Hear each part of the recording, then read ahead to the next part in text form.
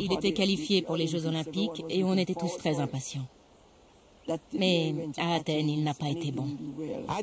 Il ne méritait pas de faire partie de la délégation. Mais la fédération jamaïcaine l'avait sélectionné. Je me doutais qu'il ne ferait rien de bon. Il était en retard dans sa préparation à cause de sa blessure.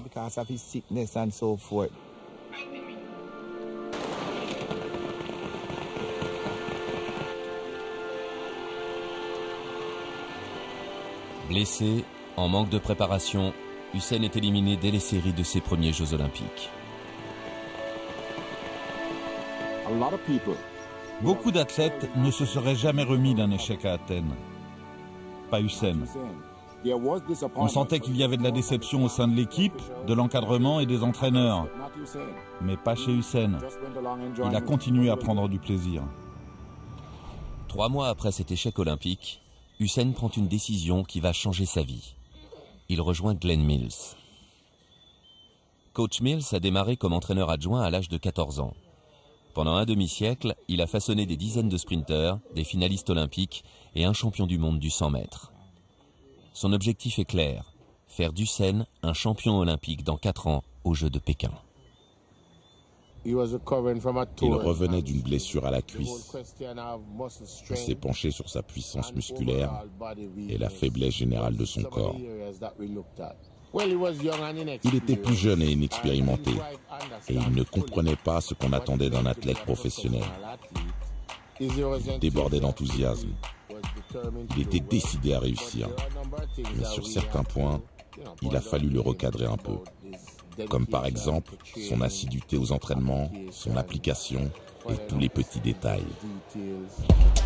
1m95, 90 kg de muscles. Une morphologie hors norme pour un sprinter.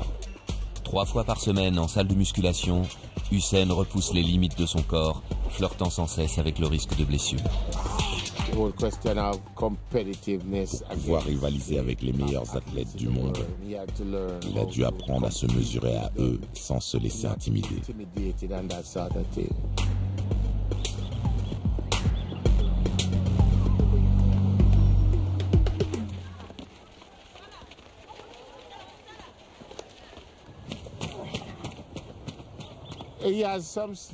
Il a des qualités très particulières, à la fois en tant qu'athlète et en tant qu'individu. Il est capable de se concentrer presque instantanément. Il n'a aucune difficulté à comprendre et à assimiler les instructions à l'entraînement. Et il apprend très vite. Coach, je fais quoi? 40 et 30 ou 40 et 40? 40 sur une longueur. Ok, coach. Sans être un bourreau de travail, il travaille dur si la situation l'exige. Après un échec, par exemple, s'il doit s'entraîner 2 fois par jour, il fera l'effort. Oui, c'est possible. Imagine que je devienne président. Le président noir le plus rapide.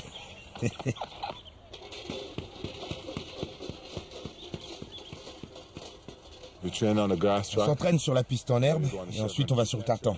Si on courait toujours sur du tartan, on aurait mal au tibia. C'est trop dur.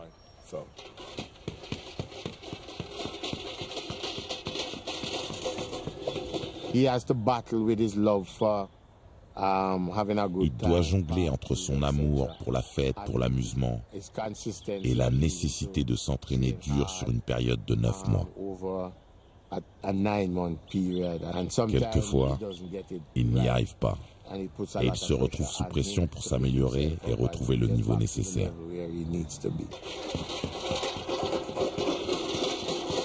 Nous avons du respect et de l'amour l'un pour l'autre. Il me respecte en tant qu'entraîneur et mentor.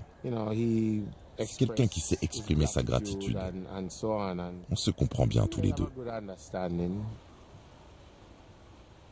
Guider son élève et lui apprendre à souffrir. Ce jour-là, la séance d'entraînement va faire mal. La demi-heure de massage avant d'enfiler les pointes est le seul moment de calme avant la tempête.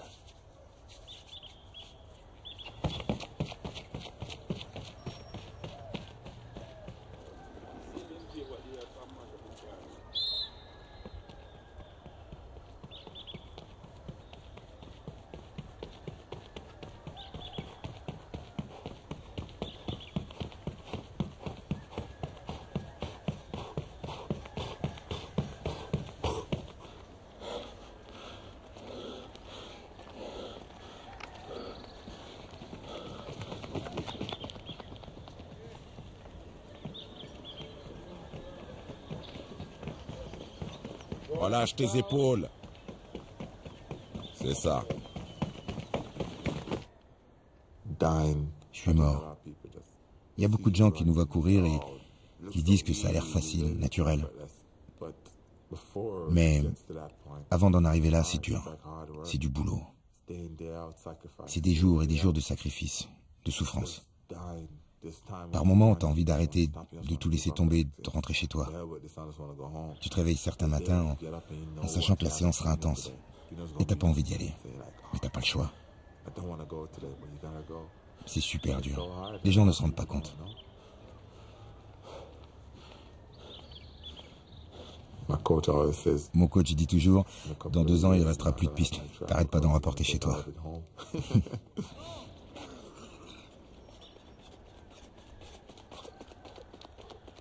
Allez, t'arrêtes pas. Allez. Nous ne sommes pas habitués à te voir souffrir. Vous êtes ici pour ça, non? Pour montrer la réalité. Ici, c'est la réalité? Tu veux dire que la compétition, ce n'est pas la réalité? Le travail se fait dans les coulisses. La compétition, c'est la partie facile. C'est dans les coulisses qu'on fait tout le boulot. Pour être prêt pour la course qu'on doit réussir. J'ai assisté une fois à un entraînement, et ce jour-là, j'ai souffert. Il vomissait, il avait l'air stressé. Je lui ai dit, fiston, je ne savais pas que c'était aussi dur. C'était vraiment éprouvant comme entraînement. Alors je préfère ne pas y aller. Ce n'est pas facile de le voir s'entraîner. C'est trop dur.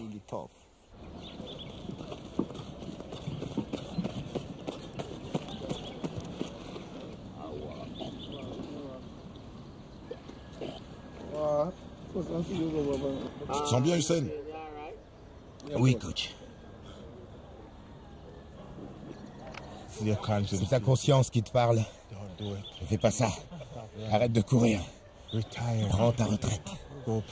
Va jouer au foot. Va jouer au golf.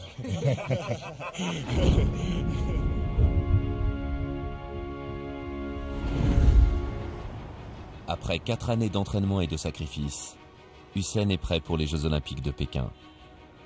À 21 ans, il va entrer dans l'histoire. Maurice, Bolt,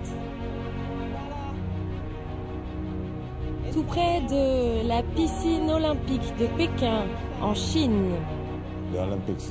Les Jeux Olympiques, c'est la consécration pour un athlète. Alors je suis motivé. Je sais ce que je dois faire, je sais ce que je veux. Si tu veux quelque chose et que tu sais comment l'obtenir, tu dois aller le chercher. C'est aussi simple que ça. J'y arrive de mieux en mieux parce que je sais ce que je veux et je bosse pour ça.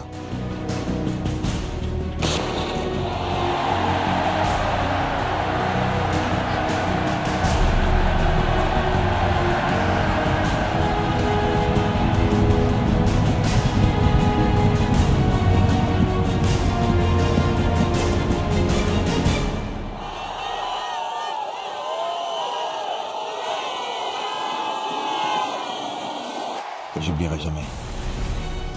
J'en revenais pas d'avoir gagné. Je savais pas quoi faire. J'étais heureux, tellement heureux. Je n'étais pas à Pékin pour le 100 mètres. J'ai suivi ça à la télé chez moi. Ça me stressait, alors je n'y étais pas allé. J'avais toujours rêvé d'entraîner un champion olympique. C'était éblouissant et vraiment grisant.